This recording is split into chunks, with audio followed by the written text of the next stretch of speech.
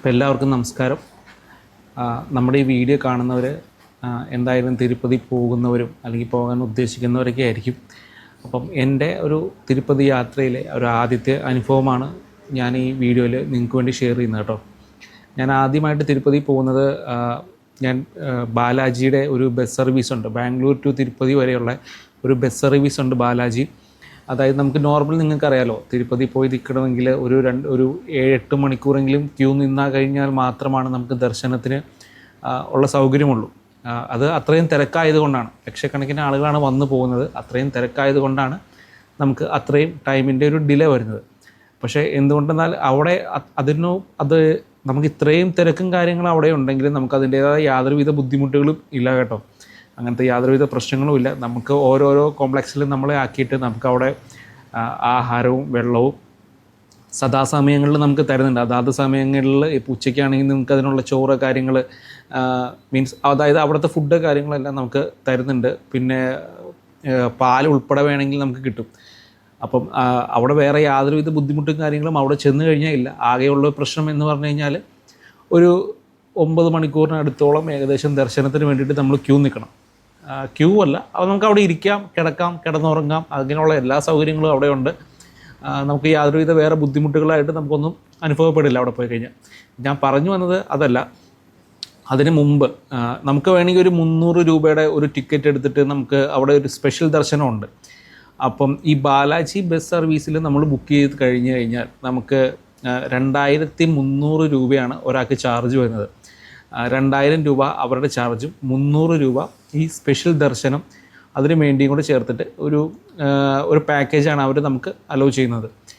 അപ്പം നമ്മൾ കേരളത്തിൽ നിന്ന്, അതായത് എറണാകുളത്ത് നിന്ന് നമ്മൾ ബാംഗ്ലൂർ വരെയും പോയിട്ട് അവിടെ നിന്ന് അവരുടെ ബസ് സർവീസ് എടുക്കുകയാണ് ചെയ്തത്. ബാംഗ്ലൂർ ടു തിരുപ്പതിയാണ് ഉള്ളത്. അപ്പം നമ്മൾ ബാംഗ്ലൂർ വരെ അവിടെ ചെന്നു. ബാംഗ്ലൂർ ചെന്ന് അവിടെ ഫ്രഷായി. അതിനുശേഷം നമുക്ക് രാത്രി ഒരു 12 മണിയോട് കൂടിയാണ് വണ്ടി വരുന്നത്. നമ്മൾ 12 മണി 10 മണി കറക്റ്റ് ടൈം ഞാനിപ്പോൾ ഓർക്കുന്നില്ല കേട്ടോ. അപ്പോൾ നമുക്ക് അവരുടെ വണ്ടിയിൽ കയറി നമുക്ക് ദർശനത്തിന് കൊണ്ടുപോകാം എന്നാണ് അവരുടെ ആ പാക്കേജിലുള്ളത്. അപ്പോൾ ഞാൻ പറഞ്ഞു വന്നതെന്ന് വെച്ച് കഴിഞ്ഞാൽ ഞങ്ങൾ 3 പേരുണ്ട്. ഞങ്ങൾ 3 പേരും കൂടി പാക്കേജ് എടുത്തു. 2300 രൂപ ഒരാൾക്ക് ചാർജായി. പാക്കേജ് എടുത്ത് ബസ് കയറാൻ നിന്നപ്പോൾ തൊട്ടാണ് പ്രശ്നങ്ങൾ. ബസ് കയറാൻ നിന്നപ്പോൾ നമ്മൾ ബാലാജിയുടെ ബസ്സാണ് ബുക്ക് ചെയ്തത്. അവർ വേറെ ഏതോ ഒരു ബസ് സർവീസ്, അതിൻ്റെ പേര് ഞാൻ വിട്ടുപോയി, അവർ വേറൊരു ബസ്സാണ് വിട്ടത്. നമ്മൾ അതിൻ്റെ അകത്ത് കയറി കഴിഞ്ഞപ്പോഴാണ് ചോദിച്ചത് അവർ അറേഞ്ച് ചെയ്തേക്കണമെന്ന് വെച്ചു. അപ്പോൾ നമ്മൾ ഇവരെ കോൺടാക്ട് ചെയ്യാൻ ശ്രമിച്ചിട്ട് അവർ യാതൊരുവിധ കോൺടാക്റ്റും നമ്മുടെ ഫോൺ എടുക്കുന്നില്ല, കാര്യങ്ങൾ എടുക്കുന്നില്ല, ഒന്നും എടുക്കുന്നില്ല. ഫുഡ്, ബ്രേക്ക്ഫാസ്റ്റ്, നമ്മുടെ സ്റ്റേ, അതായത് നമുക്ക് അവിടെ എത്തുന്നതിനേക്കാളും മുമ്പായിട്ട് നമുക്ക് ഫ്രഷപ്പ് ആവാനുള്ളൊരു ഹോട്ടൽ റൂം കാര്യങ്ങളൊക്കെ ഉണ്ട്. അപ്പോൾ അതിനുവേണ്ടി സൗകര്യം ഇതൊക്കെയാണ് അവർ പറഞ്ഞേക്കണം ആ പാക്കേജിൽ. ഒരാൾക്ക് 2300 വെച്ചിട്ടാണ്. അപ്പം നമ്മൾ അങ്ങനത്തെ ആ പാക്കേജ് എടുത്ത് അവിടെ ചെന്ന് ഫസ്റ്റ് തന്നെ ബസ് കയറിയപ്പോൾ തന്നെ നമുക്ക് നമ്മൾ ഉദ്ദേശിച്ച ബസ്സല്ല ഒന്നാമത് വന്നേക്കുന്ന കാര്യം. അപ്പോൾ നമ്മളെപ്പോലെ തന്നെ പറ്റിക്കപ്പെട്ടിട്ട് വേറെയും 2-3 പേര് ആ ബസ്സിലുണ്ടായിരുന്നു. പക്ഷേ ആ ബസ്സിൽ തന്നെ വന്നേക്കണ വേറെ ആളുകളുണ്ടായിരുന്നു. അപ്പോൾ നമ്മൾ എന്തായാലും ആ ബാലാജിയുടെ ബസ് വെയിറ്റ് ചെയ്ത് നിൽക്കുമായിരുന്നു. നമുക്ക് വേറൊരു ബസ്സാണ് അവർ അറേഞ്ച് ചെയ്ത് തന്നു വിട്ടത്. സൗകര്യങ്ങൾ വളരെ കുറവായിരുന്നു. നമ്മൾ ഒരുവിധം അത് ഒപ്പിച്ചു. എന്നാൽ നമ്മളവിടെ ചെന്നു. ഒരു രാവിലെയോട് കൂടി നമുക്ക് ഒരു 1 മണിക്കൂർ ടൈമിന് വേണ്ടിയിട്ട് ഫ്രഷപ്പ് ആവാൻ വേണ്ടിയിട്ട് അവർ ഹോട്ടലിലേക്ക് ചെന്നു. ഹോട്ടൽ മുറി വളരെ പരിതാപകരമായിരുന്നു. രണ്ടാമത്തെ കാര്യം, അതോടുകൂടി നമ്മുടെ മനസ്സ് മടുത്തു കേട്ടോ. പിന്നെ ഒരു ടിക്കറ്റ് നമുക്ക് ബസ്സിൽ കയറിയപ്പോൾ അവർ തന്നു. ടിക്കറ്റ് തന്നു കഴിഞ്ഞപ്പോൾ പറഞ്ഞു ഇത് സ്പെഷ്യൽ ദർശനത്തിനുള്ള ടിക്കറ്റ് അല്ല എന്ന് പറഞ്ഞു. അതായത് 300 രൂപ ടിക്കറ്റ് അല്ല, നമ്മുടെ ആ ബസ്സിലുള്ള എല്ലാ ആളുകളുടെ കയ്യിലും ഇരിക്കുന്നത് നോർമൽ ദർശനത്തിനുള്ള ടിക്കറ്റാണ്. ആ സെയിം ടിക്കറ്റാണ് നമ്മുടെ കയ്യിലുള്ളത്. നമ്മൾ സ്പെഷ്യൽ ദർശനം കിട്ടാൻ വേണ്ടിയിട്ടാണ്, അതായത് 2 മണിക്കൂറോ 3 മണിക്കൂറോ കൊണ്ട് നമുക്ക് വേറെ തിരിച്ചു വന്നിട്ട് പ്രോഗ്രാം ഉണ്ടായിരുന്നു. അപ്പോൾ നമ്മൾ അതിന് വേണ്ടിയിട്ട് സ്പെഷ്യൽ ദർശനത്തിന് വേണ്ടിയിട്ടാണ് നമ്മൾ ആ ടിക്കറ്റ് ബുക്ക് ചെയ്തത്. അവരുടെ ആ പാക്കേജ് 2300 രൂപ കൊടുത്തെടുത്ത്. അല്ലെങ്കിൽ നമ്മുടെ വണ്ടി കൊണ്ട് നേരെ തിരുപ്പതി പോയായിരുന്നെങ്കിൽ നമുക്ക് ഈ പറഞ്ഞ പോലെ പെട്ടെന്ന് തൊഴുതിട്ട് വരാമായിരുന്നു. പക്ഷേ നമുക്ക് ഇങ്ങനെ കുറച്ചും കൂടെ ഒരു അത്യാവശ്യം ഉള്ളത് കൊണ്ട് മാത്രം നമ്മൾ അങ്ങനെ സ്പെഷ്യൽ ദർശനം ബുക്ക് ചെയ്ത് പോയതാണ്.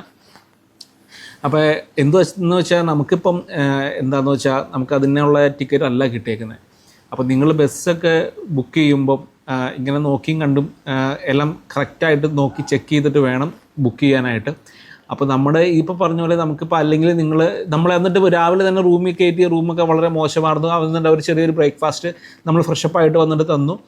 അത് കഴിഞ്ഞിട്ട് അവർ ആന്ധ്രാപ്രദേശിൻ്റെ നമ്മുടെ KSRTC പോലെ ആന്ധ്രാപ്രദേശിൻ്റെ വണ്ടിയിൽ നമ്മളെ അടുത്ത ദർശനത്തിന് വേണ്ടി മുകളിലോട്ട് കൊണ്ടുപോയി. അവിടെ കൊണ്ടുപോയി നമ്മൾ ക്യൂ എല്ലാം കയറി നമ്മൾ സാധാരണ നമ്മൾ എങ്ങനെയാണോ പോകുന്നത് അതുപോലെയാണ് നമുക്ക് തൊഴുകാൻ പറ്റിയത് കേട്ടോ. ഒരു 9 മണിക്കൂറിനോളം നമുക്കുടെ ടൈം അവിടെ സ്പെൻഡ് ചെയ്യേണ്ടി വന്നു. വൈകിട്ടൊരു 6:30-7 മണിയോട് കൂടിയാണ് നമുക്ക് ദർശനം കഴിഞ്ഞ് പുറത്തിറങ്ങാൻ പറ്റിയത് കഴിഞ്ഞിട്ട് നമുക്കത് നമ്മുടെ കൂടെ വന്നവരെ കുറേ പേരെ കാണാനില്ല, നമ്മുടെ കൂടെ ബസ്സിൽ വന്നവരെ കാണാനില്ല, അവർക്ക് വേണ്ടി വെയിറ്റിംഗ്.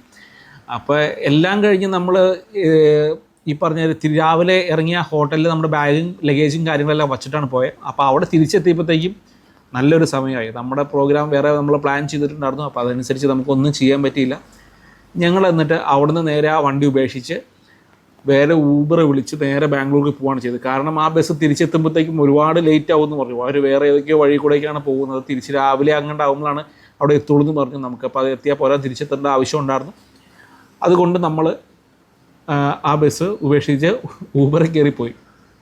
ഊബറിൽ കയറി പോയപ്പോഴാണെങ്കിലും നമുക്ക് വീണ്ടും പണി കിട്ടി. ഊബർ പകുതി വെച്ച് അതിൻ്റെ ടയർ പൊട്ടി. പുള്ളിയുടെ കയ്യിൽ ടയർ വേറെ സെപ്പറേറ്റ് സ്പെയർ ഇല്ല. അത് കഴിഞ്ഞിട്ട് അടുത്ത ഊബറുകാരനെ പുള്ളി വിളിച്ച് അറേഞ്ച് ചെയ്ത് തന്നു. പിന്നെ ബാംഗ്ലൂർ ഞങ്ങൾ എത്തി. അപ്പം നമുക്ക് ഒരുപാട് ബുദ്ധിമുട്ടും കാര്യങ്ങളും ഇങ്ങനെ ട്രാവൽ ചെയ്യുമ്പോൾ ഉണ്ടാവും. അപ്പോൾ ഞാൻ പറഞ്ഞു വന്നത് എന്താണെന്ന് വെച്ച് കഴിഞ്ഞാൽ നമ്മളിപ്പോൾ നിങ്ങൾ ഇങ്ങനെയൊക്കെ പോകാൻ ഉദ്ദേശിക്കുന്നതാണ്. ഈ ബാലാജി സർവീസൊക്കെ കോമൺ ഉള്ള സാധനമാണ്. ബാംഗ്ലൂരിൽ നിന്നുണ്ട്, കോയമ്പത്തൂരിൽ നിന്നുണ്ട്, ഇങ്ങനെ ഒരുപാട് സർവീസുണ്ട്.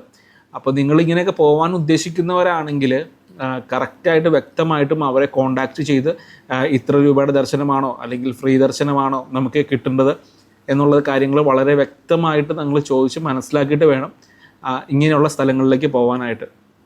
അപ്പോൾ നമുക്കെന്തായാലും ഇങ്ങനെ പോയപ്പോൾ നമ്മളെന്തായാലും ഇനി ഇങ്ങനെ തീർച്ചയായിട്ടും പോകുന്നില്ല. അവർ നമ്മൾ കേരളത്തിൽ വന്ന് കഴിഞ്ഞിട്ടും കോൺടാക്ട് ചെയ്തു. പിന്നെ അവർ നമ്മുടെ ഫോൺ പോലും എടുക്കാത്ത അവസ്ഥയായിരുന്നു. അപ്പോൾ നമ്മൾ ഇനി നെക്സ്റ്റ് ടൈം നമ്മൾ പോയി അതിൻ്റെ ഒരു വീഡിയോ ഞാൻ താഴെ ഇട്ടിട്ടുണ്ട്. നമ്മൾ പെട്ടെന്ന് എങ്ങനെയാണ് തൊഴുകാൻ പറ്റിയെന്നുള്ളൊരു വീഡിയോ ഞാൻ കൊടുത്തിട്ടുണ്ട്. അതിന് വേണമെങ്കിൽ ലിങ്ക് വേണമെങ്കിൽ ഞാനിവിടെ ഷെയർ ചെയ്യാം. അപ്പോൾ നമ്മൾ അതിൻ്റെ വീഡിയോ അത് നിങ്ങൾ കണ്ടു നോക്കുക. നമ്മൾ രണ്ടാമത്തെ പ്രാവശ്യം പോയി കഴിഞ്ഞപ്പോൾ എങ്ങനെയാണ് പെട്ടെന്ന് തൊഴുകാൻ പറ്റിയെന്നുള്ളൊരു